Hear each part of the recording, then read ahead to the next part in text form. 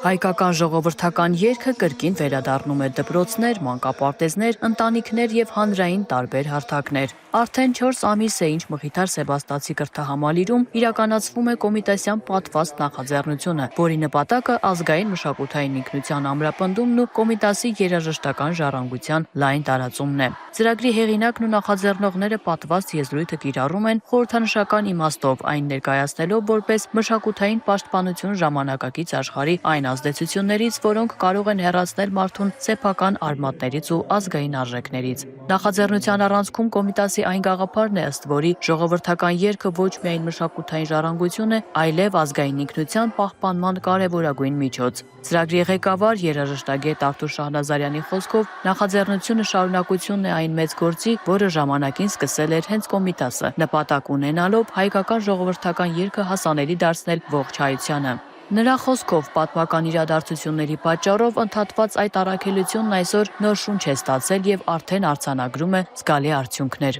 Նա ծրագիր ուներ մոտարապես 4-5 երգ տարածել ամբողջ հայության մեջ։ Օրինակ Արևմտյան Հայաստանում արդեն ինքը տարածել էր Սոնայարը, Հոյնազանը, որ այսօր բոլորը գրեթե գիտեն, տարածել էր Արևելյան Հայաստանում։ Բայց 15 թվի իրադարձությունները կտրեցին այդ ծրագիրը, կանգ առավ Եվ այսօր մենք կոչել ենք, վերակենդանացրել ենք այդ հզոր ծրագիրը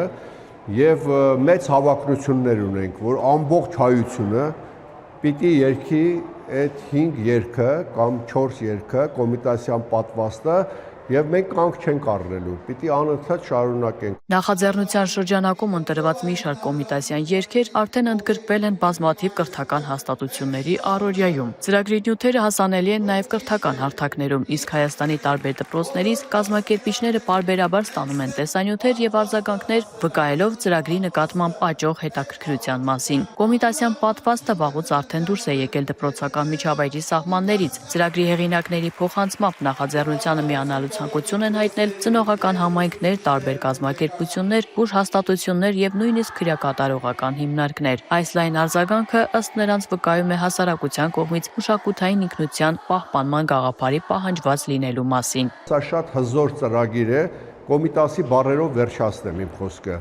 Ասում էր ամբողջ մտատանջությունս է հասցնել աշակերտներ որպեսզի դպրոցներում մեջտեղ գրավեն, տարածեն հայ ժողովրդական երաժշտության ոգին,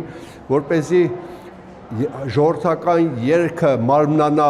ժողովրդի մեջ, որպեսզի դրանով նա թոթափի իր թույլ պատյանը եւ մտնի վերակենդանացման շավիղի մեջ։ Մխիթար Սեբաստացի կրթահամալիրի հիմնադիր Աշոտ Բլեյանը նախաձեռնությունը դիտարկում է որպես երկարաժամկետ կրթամշակութային ծրագիր, որը սկսվում է դեռ մանկապարտեզից։ Նրա խոսքով կոմիտասի երգերն ու ազգային երաժշտական արժեքները տարիներ շարունակ ներառված են կրթահամալիրի հեղինակային ծրագրերում եւ կիրառվում են տարբեր տարիքային խմբերի հետ աշխատանքում։ Մեր նպատակը աջակցելն է, քանի որ մենք կենտրոնն ենք այս պատվաստի, կոմիտաս պատվաստի, քանի որ ասենք մենք ունենք 15-ից ավել արդեն պատրաստված երաժիշտ ուսուցիչներ, 30-ի չափ դաստիարակներ, մանկապարտեզային խմբերի, այդքան էլ իմացում հրճվանք ծրագրով առաջինից երրորդ դասարանցիներ, մենք անվճար պատրաստում ենք ու գնում ենք դպրոցներ, մանկապարտեզային խմբեր եւ փոխանցում ենք այս ամենը։ Պատահական չի, որ այսօրվա հունիսի 1-ը ինչ ենք մենք ծնողին ասում, շատ կարևոր է, եթե դու